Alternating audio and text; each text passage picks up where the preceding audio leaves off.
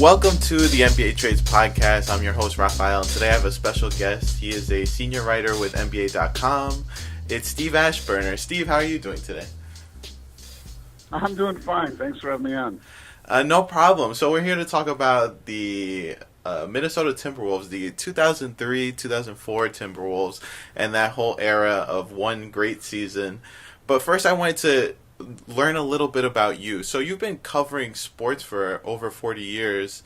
What has been the most interesting thing that you've seen or moment that you look back on that you sometimes might look back and say, wow, that was amazing that I covered that, or I got a chance to speak with this person? Is there anything you look back on? Well, it's funny. The some of the most memorable stuff I covered came right at the very start when I was still in college.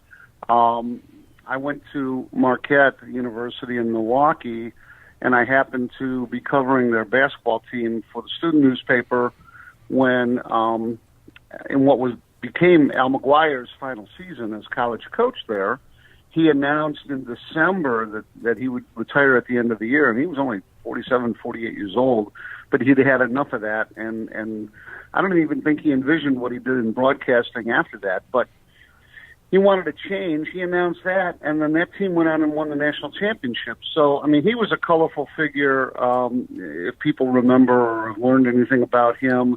And it was such an impressionable time for me and so much fun. I think maybe I thought this job was always going to be that much fun, and sort of committed my ill-spent professional life to it. But I feel fortunate. I've covered baseball, I've covered football, I've covered basketball at the highest levels, and been able to go to Super Bowls and World Series and NBA playoffs, things like that. So, having sort of a mix of sports has kept it really interesting for me. Yeah, and is there anything that, in terms of being able to cover a lot of different sports at different times in your career, is there anything that stands out or separates them, or do you feel like it's sort of still the same thing in terms of the role or in terms of covering teams or covering players? Well, in terms of my role, I mostly have, I've had different, come at it from different areas. For a while I was a columnist in Milwaukee. I've been a beat writer on specific teams, like the Milwaukee Brewers team that went to the World Series, and the Timberwolves team during the entire Kevin Garnett era in Minnesota.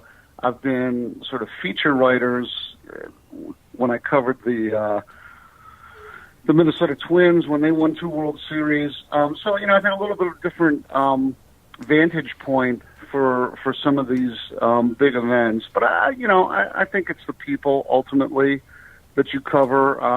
Kirby Puckett in Minnesota, was an incredible ball player and even more so a personality, just in terms of the way he approached the game. Kevin Garnett takes a backseat to nobody in terms of the interesting athletes or coaches that I've covered. And so that was a big part of, frankly, that's a big part of why I'm still covering the NBA for NBA.com, is the time I spent on the Timberwolves beat in Minnesota.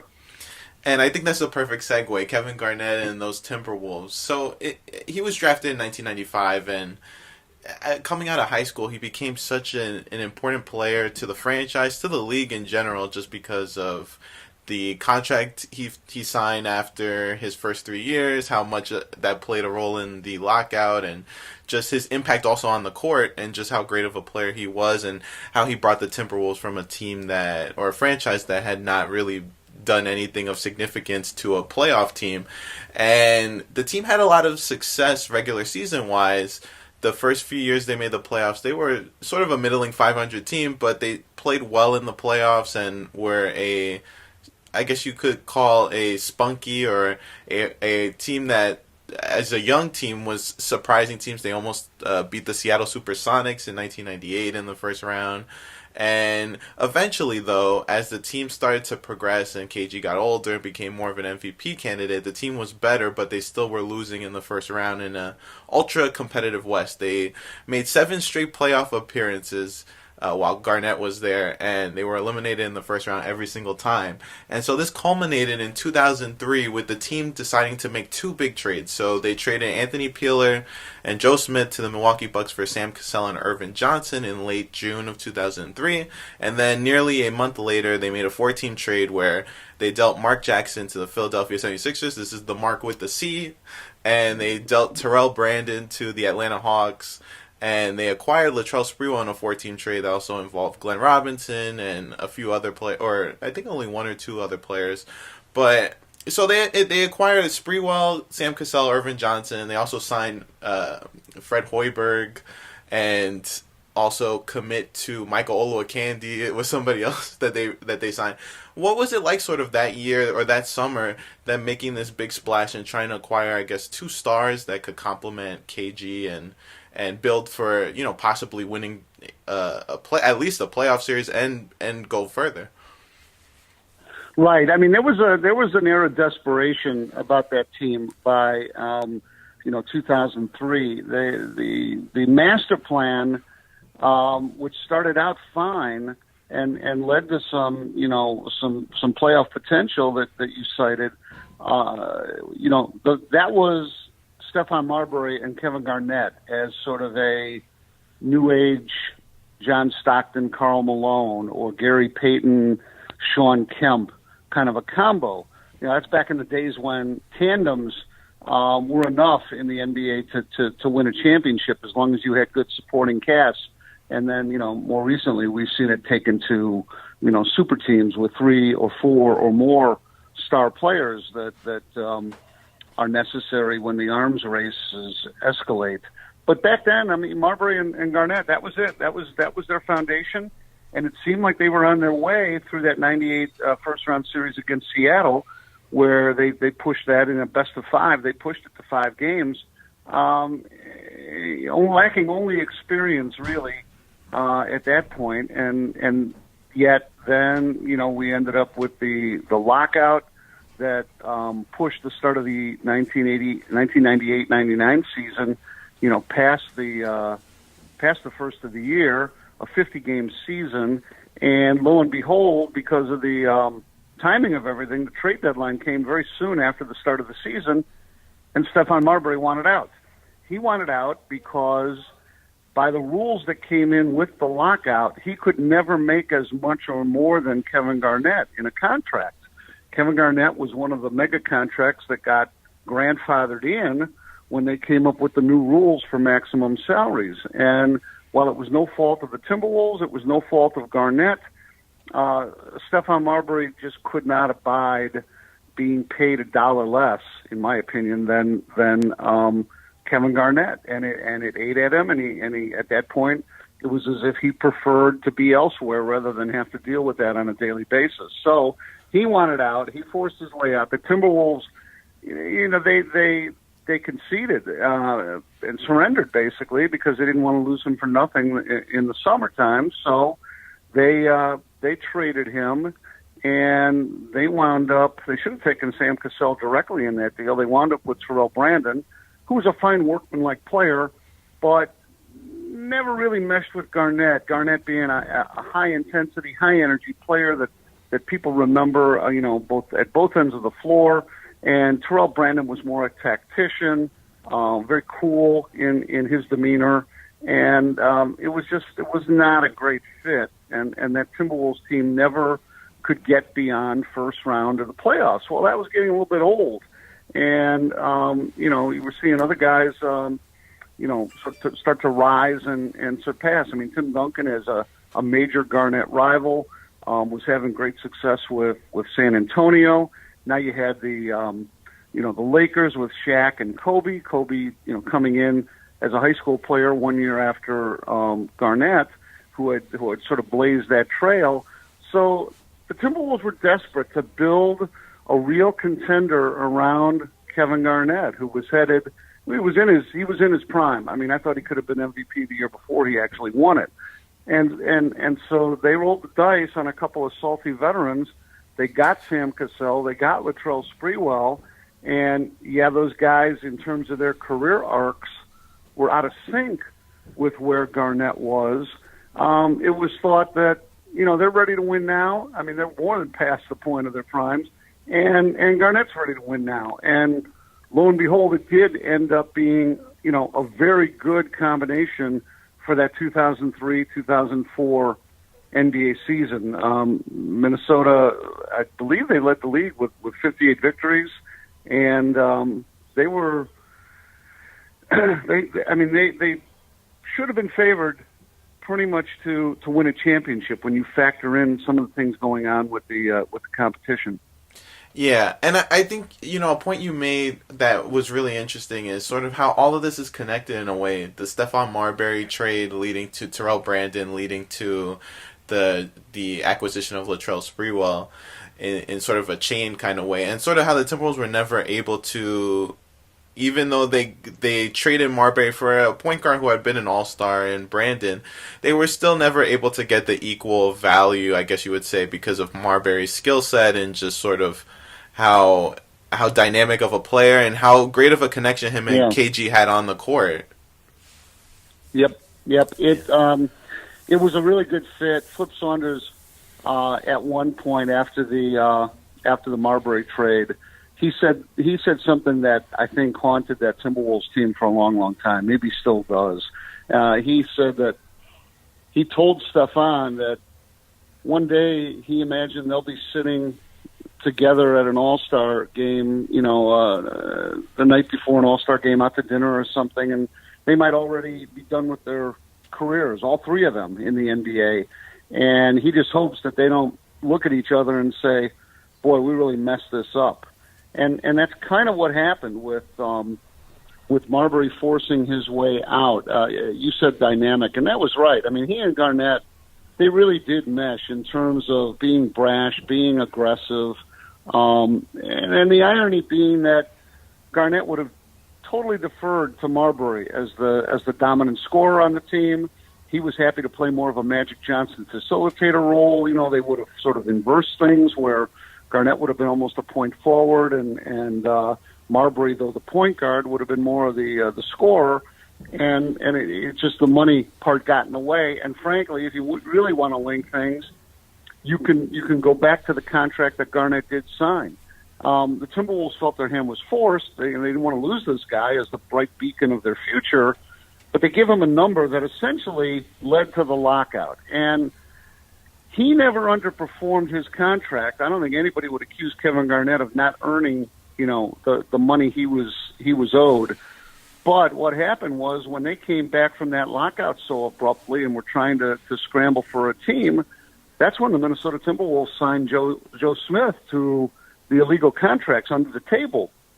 And they got caught for a major salary cap violation and lost the services of Smith. They were fined $3.5 million, which it might still be the record fine for an NBA team. And they lost draft picks, right, too. Well, that's the thing, yeah. Yeah, they lost. To the fact that they were docked 5 first-round picks. Eventually, for good behavior, the league rebated 2 of those. But even just losing 3 first-round draft picks, when you're talking about replenishing your talent supply in a market that's not going to attract big-name free agents, that was a lethal blow.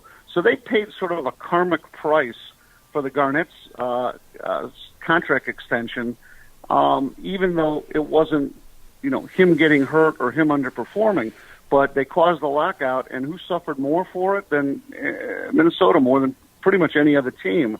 So yeah, it became a real burden for them. And little did any of us know that 2003 and 04, that was going to become their one shot. I mean, it seemed as if they could maybe, sustain a 2-3 year run off of those acquisitions. I mean, although Candy was young enough, Irvin Johnson still had some gas in the tank. They brought in a blue collar glue guy and Mark Madsen. Fred Hoiberg signed as a 3-point shooting specialist, and you thought, okay, well, they can come back after they play out the 03-04 season and keep it running. It turns out that 03-04 was the high point when they made it to the Western Conference Finals and lost to a Lakers team that was ready to be toppled, frankly. Yeah, and one thing I did want to get back to was the Wolves also signed Kevin Garnett that summer of 2003 to a Yep. 5-year extension worth over $100 million. And I mean, for a person like me, just going through the research and looking through the facts, it that has to be connected in some ways to the Sprewell and Cassell trades because of him expecting or wanting to get out of the first round and wanting to be competitive, and the Wolves feeling a need to make sure that he stays with the team and re-signs with the team. And how much did those trades, even before they got on the court, how much did those trades impact him re-signing and signing an extension even before they played together, really? Yeah, no, you're right. I mean, he took that as a great showing of goodwill by the front office, and effectiveness in terms of finally bringing in some help. That had been the rap that they could not get competent sidekicks and supporting cast, and so when those guys showed up, Garnett bought into it, and he took a pay cut.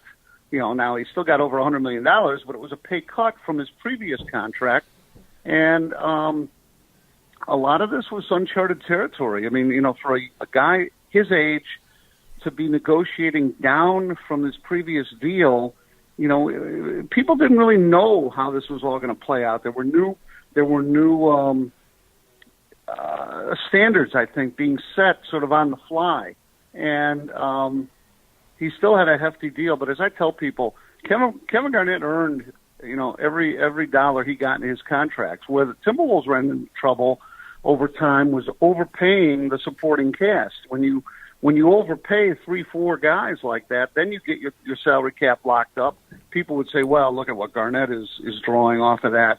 But they would have had room to work around him. Tom Gugliotta could have stayed. He did not stay, a few years prior. And when you pay Marko Jaric too much and Trenton Hassel too much and Troy Hudson too much and later Wally Zerbiak too much for the level of players they were, then you get locked in. So it was never Garnett's fault, in my opinion. His deals were affordable for what he provided. It's just that there wasn't enough room there once they got done with the other contracts. And they built a really good team, like you said. They led the West, 58 wins that year, 2003-2004. They won their last 9 games, 12 of their final 14 to take over the Sacramento Kings, who had been in first place pretty much most of the regular season. And so they ended up with home court advantage throughout the entire Western Conference bracket or Western Conference side of the playoffs. And so they beat the Nuggets 4-1, which was a really interesting series for a 5-game series because of all of the trash talking back and forth between both teams. And it was also Carmelo Anthony's playoff debut. But the Timberwolves finally got the monkey off their back. It had been a big thing throughout that series. Were they going to be able to win a playoff series, even with home court advantage and with the massive advantage they had just in general talent-wise in the series?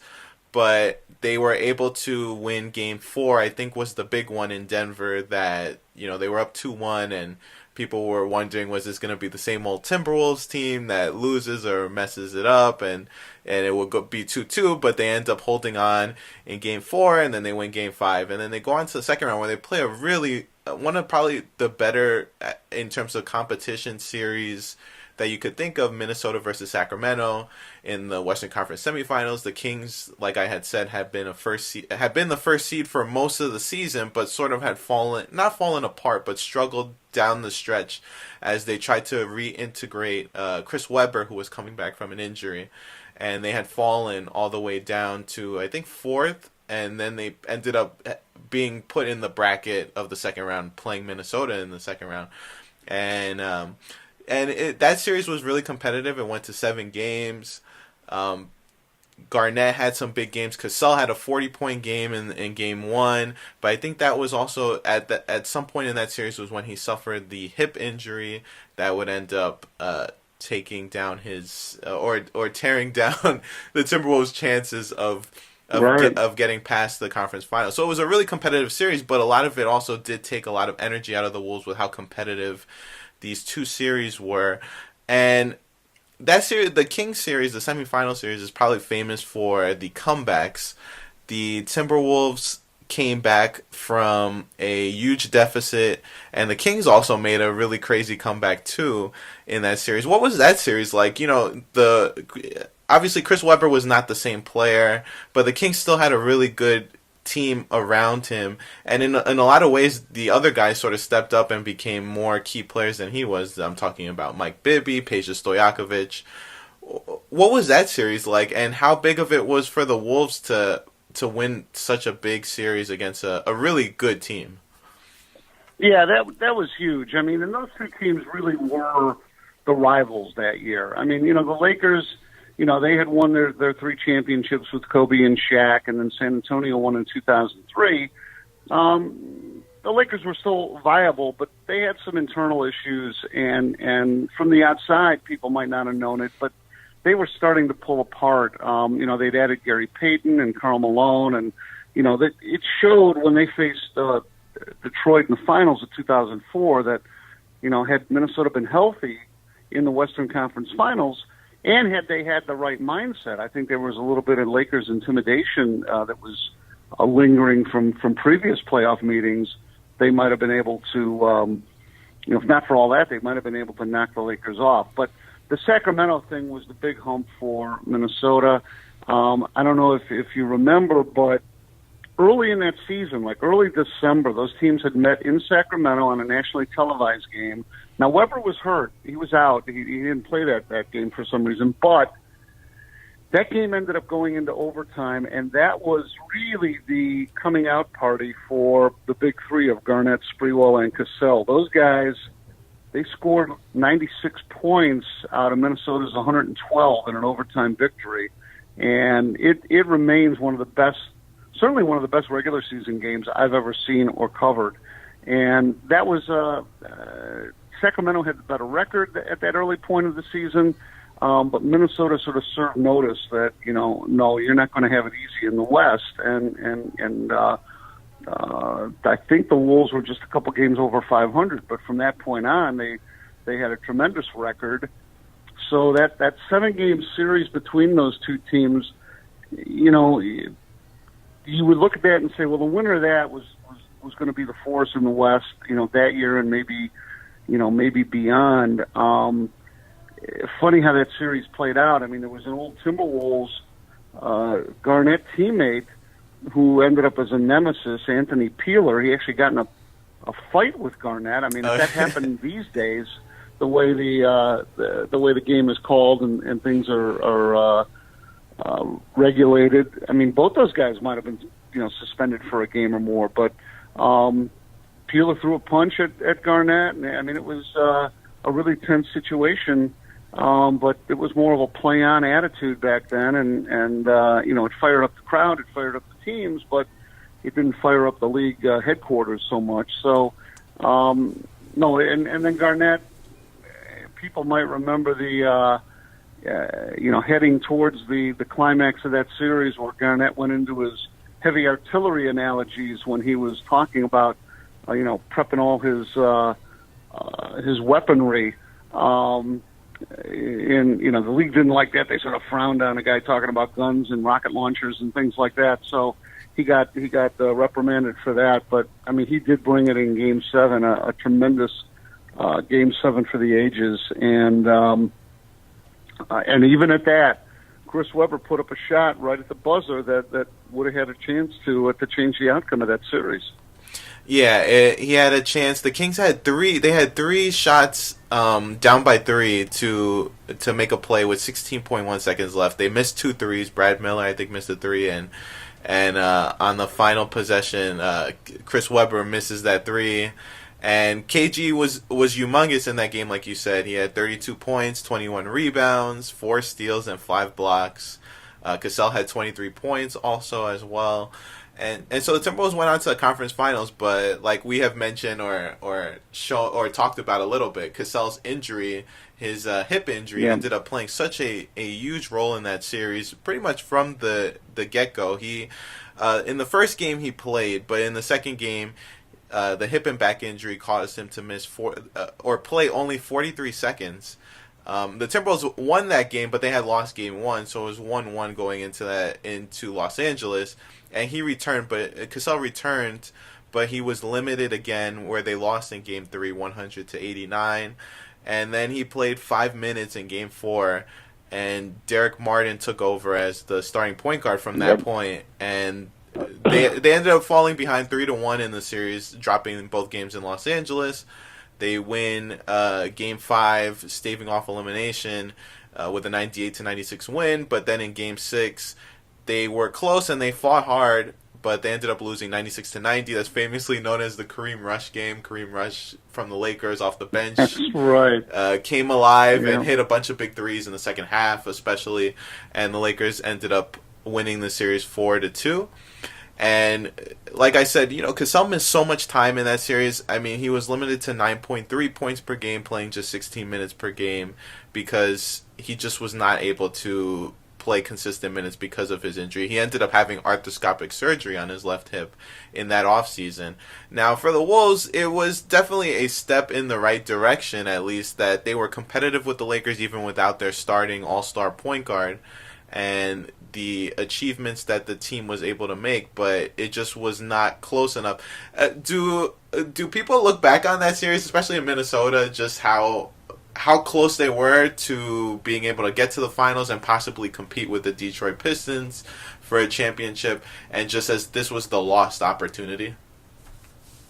Yeah, I think there's that sense, particularly given the how thin the playoff soup has been for Minnesota since then. I mean, they only went back last spring for the first time, and now they're out of the playoffs again this year. So, I mean, you're talking, 14 out of 15 years where they haven't even sniffed the playoffs. Yeah, people look back at that and say, well, that was it. That was the opportunity. It was a dual failing, and the physical part of it with Sam Cassell's injury, having to play Derek Martin, who hadn't been with the team for most of the season, and really was a journeyman at best at an NBA level, as their starting point guard. Fred Hoiberg, a shooting guard, was tabbed to be the backup point guard, and he struggled in a little bit that he was actually used that way. They just weren't healthy enough. But I think equally the mental part. I think that they were intimidated by the Lakers. They lost to the Lakers. They thought, oh my God, this is still Shaq and Kobe. And yet Detroit was able to handle that and sort of finish pulling apart that LA team at the seams and get the job done. I would have liked to have seen not just a healthy Minnesota team against the Lakers, but a healthy Minnesota team against those Pistons. That might have gone Minnesota's way. Now, had they come back with that lineup largely intact, they would have faced, I think, pretty much the same problems they faced as it turned out anyway. Cassell still wasn't 100%. I mean, he had various nicks and knacks. He was getting up there in age, at least in usage. And Sprewell, his game pretty much dropped off the table. The lift in his game was a real problem. He just didn't have the spring in his step. He's a guy who played a lot on just super aggressiveness, and everything slowed down a little bit for Latrell, and he was not the force he had been. So in talent, in personnel, the next year, they just were not going to be as formidable. And then, of course, contract situations and bickering got in the way. And Flip got fired in February of the subsequent season, just because they felt the whole team was underperforming. And that sort of started a spiral downward that you could argue to this day they've not pulled out of.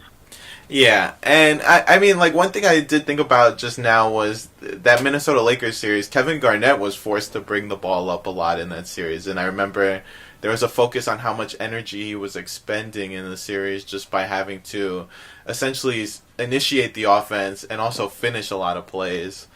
and Yep. whereas the Lakers, were able to do whatever they wanted to offensively because of just the amount of talent they had on their team. But like you just said, going into the off season, Cassell has surgery. The Timberwolves decide to bring it back. They have a lot of free agents. Troy Hudson was someone who was a backup point guard, but he only ended up playing 29 games because of an ankle injury, and Yeah. they re-signed him. They re-signed a bunch of other players. Trenton Hassel was somebody that they matched an offer sheet to. The Portland Trailblazers gave him an offer sheet.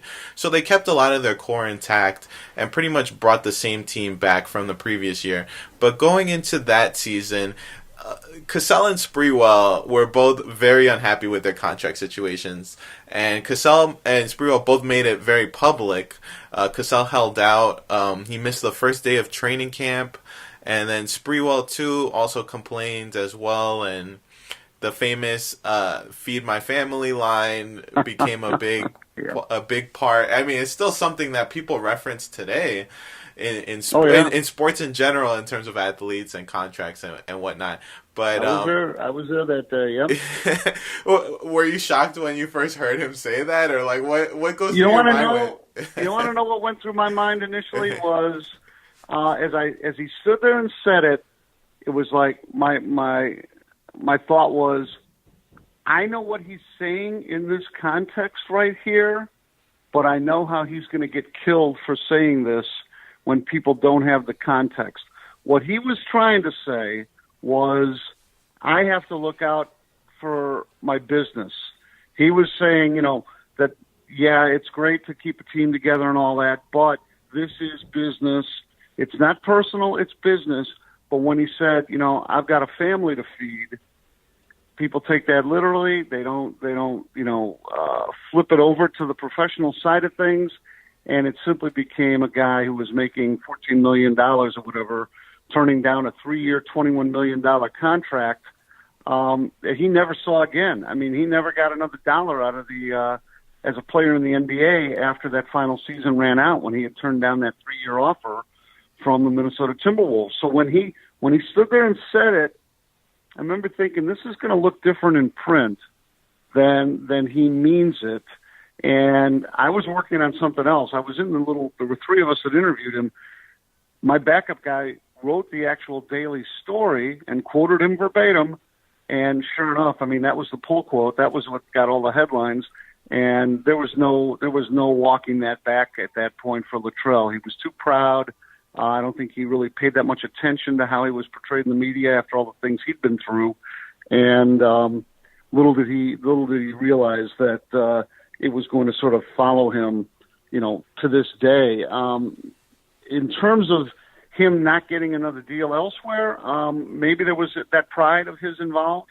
I also do think, though, that his game had declined enough that the Timberwolves would have been overpaying him, and it was one of the best moves that they had happened to them, that he turned down that 3-year, $21 million deal. That's when $21 million, was real money back in 2004, and they would have had a guy that they were paying who was past his useful basketball life. So, yeah, it was really quirky. I always thought that had those 2 guys been smart,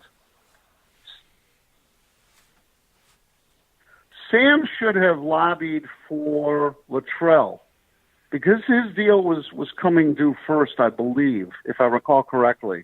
Yeah. And had he thrown his support to Latrell, they might have been able to get something done and then flip it back, and Latrell could have helped support Cassell. But they each sort of fought for their own, and it just seemed like, boy, this team is fraying. There's selfishness involved.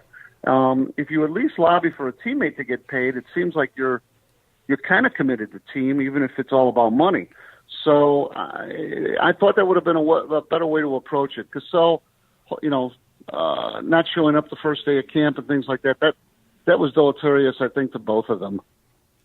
And to me, I look at it in both sides. I could see both sides from an ownership perspective and from a player perspective. From the player side, they both had helped this team go from a first-round knockout every year or a first round elimination every year to a conference finals appearance and 2 games within making the NBA finals. And Cassell made his first All-Star team, and Sprewell, like you said, he wasn't at the same level that he had been at, but he had still been productive for them and had some big playoff games, big clutch playoff games too, especially in the Sacramento series. And I could see their side of feeling like, well, we should get paid for the things we've brought to the table in terms of this team being able to win.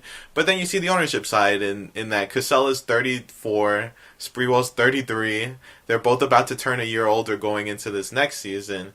And why would you want to invest that much money in guys that you can tell are on the decline? Cassell having his injury problems throughout the 2003-2004 season, and then 04-05 he had a lot of injury problems, and Sprewell's declining play, especially in the 04-05 season, was a clear sign, especially after he made the contract complaint and then put up a really mediocre performance in the 04-05 season. You can sort of see both sides why they feel the way that they feel and why they would be stuck at an impasse, because if I'm ownership too, I wouldn't want to sign those 2 guys to really crazy long-term deals, especially with their age situation, and is that going to vibe with where Garnett is as he goes into his prime, which is a really weird situation and really tough, and you kind of sort of see both sides. But anyway, 04-05 the Timberwolves struggled, and you mentioned it. Flip Saunders was fired after the team was around 500. I think they were 25-26 when he got fired after 51 games. And Kevin McHale came in from the front office and took over as coach for the rest of the year. They had their chances. They were close to the playoffs, but I think they ended up finishing a game or 2 behind the Memphis Grizzlies, who ended up as the 8th seed. And it was a really disappointing season, and the bickering between the franchise in terms of ownership and the front office, with Cassell and Sprewell both sort of talking too openly about their contract situations. What is it like to go through that as a season where there is constant, complaining through the media back and forth? And then also, what kind of cloud did that put over the team throughout that season? Well, I mean, I had some context too. Now, I wasn't the beat guy in the very early years. I was more writing features at the time, but I was around the early Timberwolves plenty. And so bickering has to be kept in perspective. I mean, this was a team that had, Christian Laettner and Chuck Person sniping at each other back when they were losing 50 games or more. They had some pretty bad teams and a lot of crankiness, where, all right, Sprewell and Cassell were ticked off at the front office and not committed to teams so much. But, like I say, they were a pair of salty dudes, and you just sort of, they brought their reputations with them. And for the most part, that Minnesota locker room was, fairly affable and mild-mannered guys.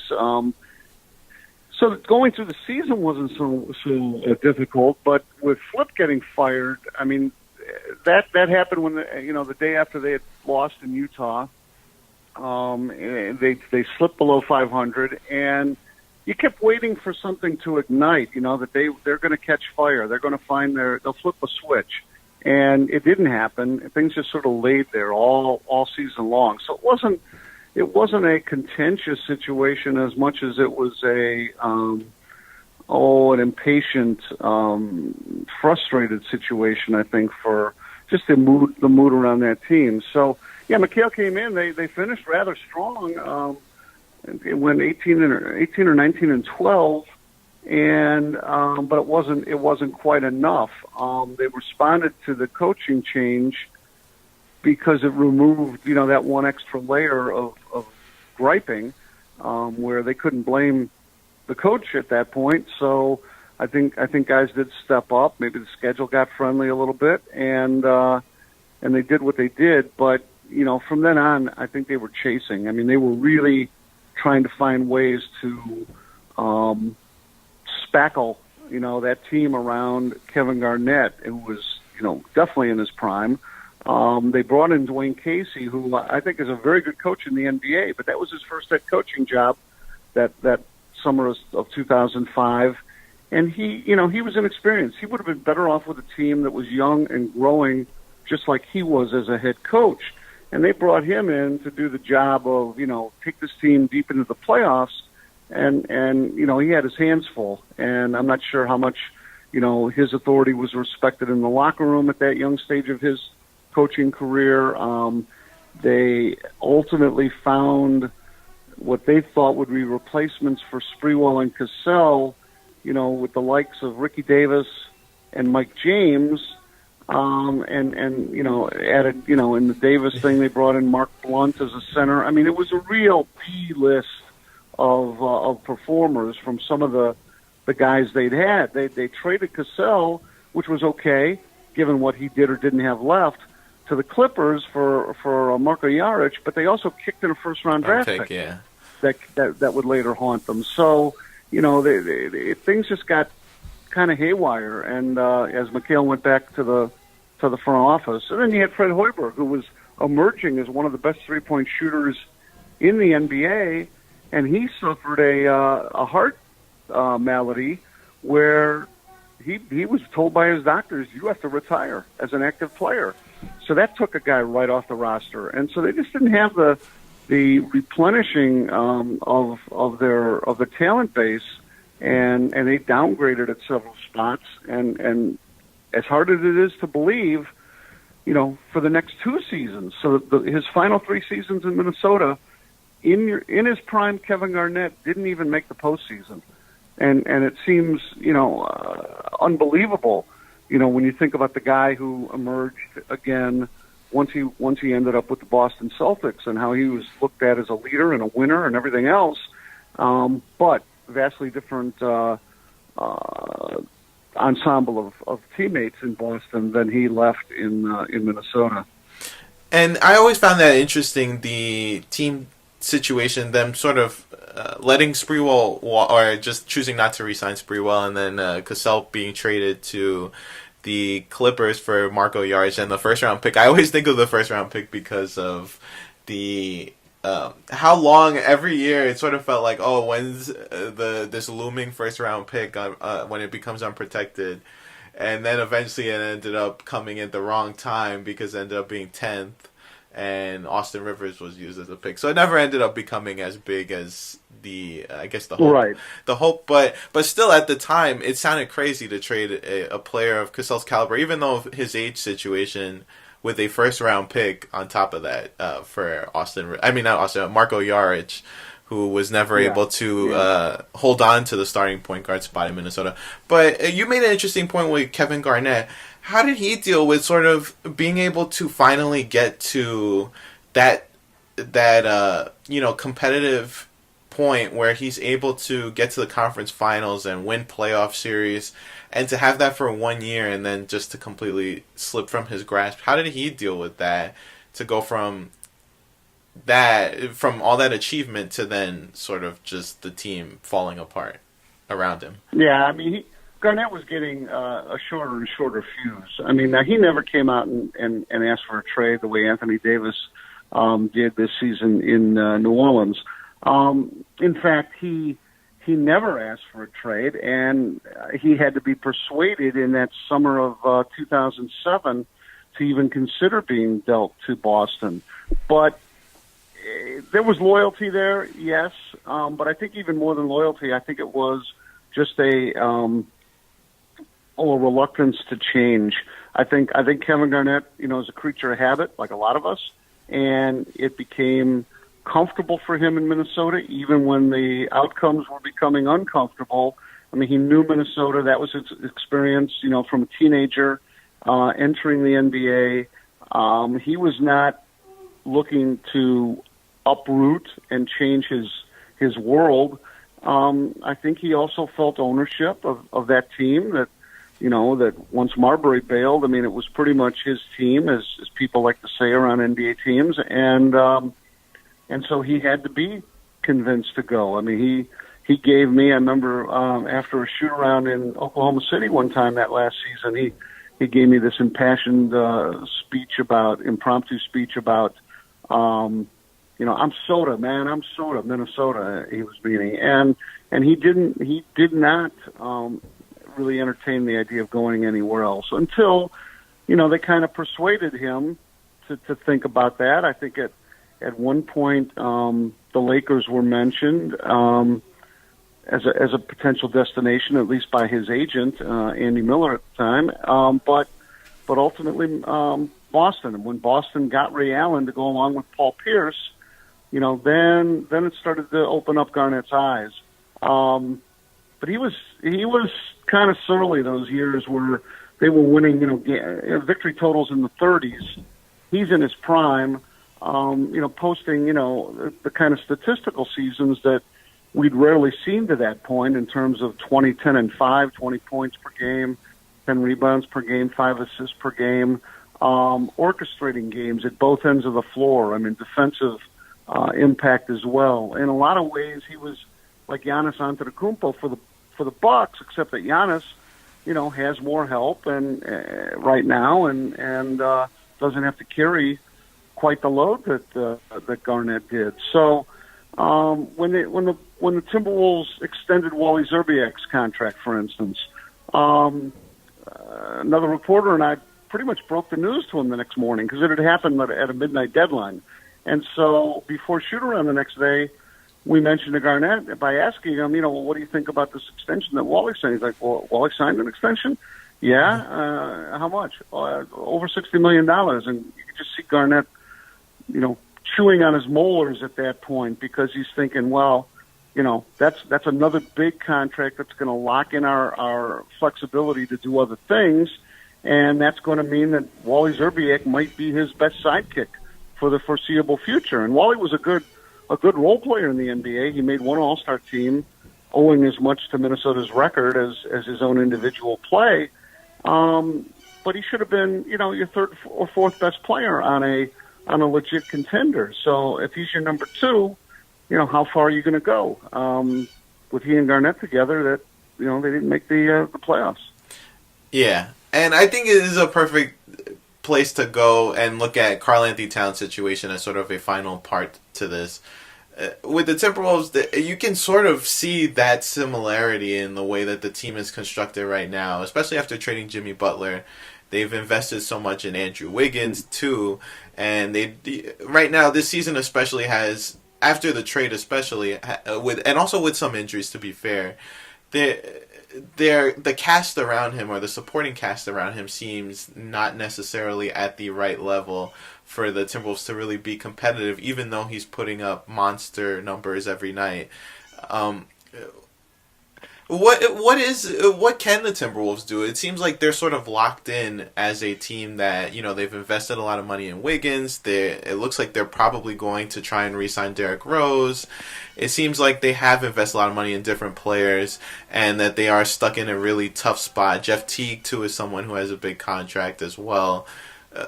Does it feel like sort of deja vu that they're going through a similar situation? Albeit Karl-Anthony Towns has not played as many years as KG had played, and you could see KG's frustration because he had been in the league for upwards of 10 years when the Wolves were struggling, whereas Towns has been in the league for probably like 4 or 5 years.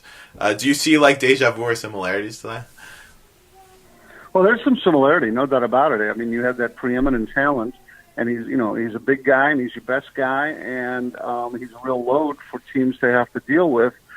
He is locked up contract-wise, but it's almost as if Andrew Wiggins, coming from a little bit different direction, but he is going to be Karl Towns' Wally Zerbiak in a sense, a guy who's going to soak up a lot of salary, but not necessarily back that up with the full level. Star sidekick production, and then you've got other pieces that are a little long in the tooth. I mean, Taj Gibson, wonderful guy, but he's at the end of his deal, and he's been making good money there. Who knows what his future? Like you said, Derrick Rose, another guy he's got way more past than he does future, and then they're hopeful. They're hopeful of somebody like Josh Okogie, to blossom. And he's shown good things this season, but, a lot is still to be determined. Jeff Teague, big money. Gorgie Jang, got overpaid in the 2016 summer, where teams went crazy with the bump in salary cap. I do think there's similarity there. The biggest difference is the context of the league, where the idea that towns would just stay there quietly for the next 10 years, trying to persevere. That's probably a long shot compared to the prospect of him, raising his hand like Anthony Davis one of these years and saying, "I want out." So, Minnesota faces a predicament. Teams like that, it's long been said there's a three-legged stool of building NBA franchises. You have the draft, you have trades, you have free agency, and for teams like Minnesota, in many ways Milwaukee, some of the smaller markets, less glamorous destination spots, they only have two of those three legs on their stool. They have the draft and they have trades, and then you hope that with that you get good enough to maybe entice a surgically selected free agent who will come. They're not going to come there because it's a great place to spend your winter months, and they're not going to come because it's a great place to, pursue outside activities the way LeBron in Hollywood, or a marriage. So it's a tougher way to chase a winner, and I hope Minnesota's able to get it done. They've got to resolve their front office situation now, their coaching situation. With the Tom Thibodeau era, they were pretty much in that desperate mode that Minnesota had been after so many years of Garnett, and the criticism coming at Flip and Kevin McHale, and when they rolled the dice for Sprewell and Cassell, and that's a little bit, I think, of what Thibodeau did with Teague and the ex-Chicago Bulls that he brought in there, and that has sort of run its course. And now what do you got? Can you make the moves that you need to make, either with packaging players in trades, or, are you going to get a good enough draft position from wherever they land in the lottery? It's not going to be easy. And I think that the lukewarm response these days in the Twin Cities to that team, both in media coverage and in fan attendance and things like that, it's all a reflection. It's not just of what's going on right now. It's the cumulative effect of a lot of tease and not a lot of payoff from the Timberwolves. Yeah. And a lot of questions to think about with the Timberwolves in the future and what's going to happen. And the Karl-Anthony Towns situation is definitely something to monitor. As a quick hitter type of thing or type of piece, I always try and ask, since we focus more on the KGs, the Sprewells, the Cassells during this, looking back on that 03-04 team, I guess we'll just go through three players, and maybe you could give a description or how you felt or like what you remember about covering them during that team. Right. So the first person I can think of that comes to mind is Michael Olowokandi, number one pick in the draft in 1998 in the lockout era. What was he like covering in that era with the Timberwolves? Candyman was a nice guy. You'd love to just have conversations with him. He was bright. He happy-go-lucky. That didn't always work to his advantage with coaches. He didn't, seem as serious about the game maybe as they would have liked to have seen. He struck me as a guy who he loved the life of being an NBA player, and a high-profile one at that. He just didn't necessarily love the game. And, he's one of those, we've seen it before and we've seen it since, 7-footers who almost feels an obligation. It's like, well, I can play this game at a good enough level that I can make a terrific living, and I'm going to do that. But beyond that, you needed some sort of a blowtorch, on his butt to ever get him to lock in more than that. And he had skills. He just was a very casual performer, and on a team with Kevin Garnett burning white hot, that was not a great combo. And next is the defensive specialist, Trenton Hassell. He was a big-time defender for the Timberwolves that year. Yeah, I like Trenton Hassell. Again, another one of those guys. Really nice guy, Southern guy, very unassuming. Trenton Hassell was a tremendous defender until the NBA changed the hand checking rules, And at that point, then, when he could not sort of steer his man and maintain physical contact with his guy, he was kind of adrift as a defender. He got paid. He got paid, in part because of the year he'd had in that year. When they added him from, he'd been with a bad Chicago team prior to that, but he got paid. But boy, it was a shame because he was not nearly as effective a player. Great team guy, very committed to what their overall plan was, and he was a extremely helpful player in 03-04. But as the rules changed, so did his career. Yeah, and finally, he led the NBA in three-point percentage, Fred Hoiberg, and now he's the coach also, college coach right now. Yeah, Fred, Fred did not, he would have had a good 3 years left in him. At age 32, 04-05 was his final year. He had to retire because he developed a real heart issue. He had a bad heart valve and a couple other related issues that forced him to, have some life-saving surgery and eventually get a pacemaker. And so, he was told, no, that your competitive days are over as an NBA performer, as a basketball player. But yeah, he led the NBA in three-point percentage that final season of 04-05, and he was pretty close to that percentage the previous year when the Timberwolves made their run. Good two-way player, probably a little underrated defensively. A hustle guy, a glue guy that way. And after a couple of years with, I think, in the Timberwolves front office. He got the opportunity to go back to his alma mater, Iowa State, and coach. Wildly popular in that town for his play with that team, and yet he still ached to be in the NBA. So he went to the Chicago Bulls and coached them until just this past season when they decided mid-season that. It was a weird decision. They had a lot of injuries, so I don't know how you judge a team when your main players are hurt, but they judged Fred Hoiberg based on an injured team and cut him loose with a year and a half left on his deal at $5 million per year. He could have sat out all the way through next season and collected that money, but now he's accepted the job in Nebraska and will coach that team, and the Bulls are happy because they have an offset. And they'll only have to pay him the difference between his Nebraska salary, which is, I think he got a 7-year, $25 million deal. So it's pretty close to what he made with the Bulls. So the Bulls owe him a little bit of money, but he'll probably do great in college again. I think he's probably a smarter coach now, and he brings that NCAA and NBA experience to the Cornhuskers. Yeah.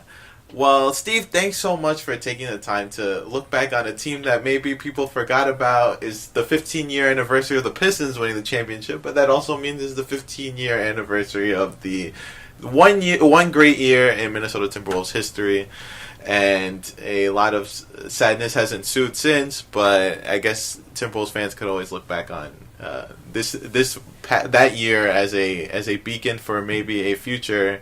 If the Timberwolves can make a trade or do something. But thank you so much. You can check out Steve's work at NBA.com. He does a lot of great work. I really enjoyed your Q&As. You did a Q&A with the Goebel brothers, the referees, that I thought was really interesting. Kevin Pritchard, too, from the Pacers, was a really interesting read, a Q&A with him on what he's done with the Pacers. So check out Steve's work at NBA.com. Thanks so much for taking the time, Steve. Yeah, thanks for having me. I enjoyed talking with you. This has been another edition of the NBA Trades Podcast. You can follow me on Twitter, NBA_trades. Like the page on Facebook. Subscribe to the podcast. It's on iTunes, Stitcher, Google Play, YouTube. And I think that's it. So check it out. Subscribe, rate and review. Really appreciate it. And take care.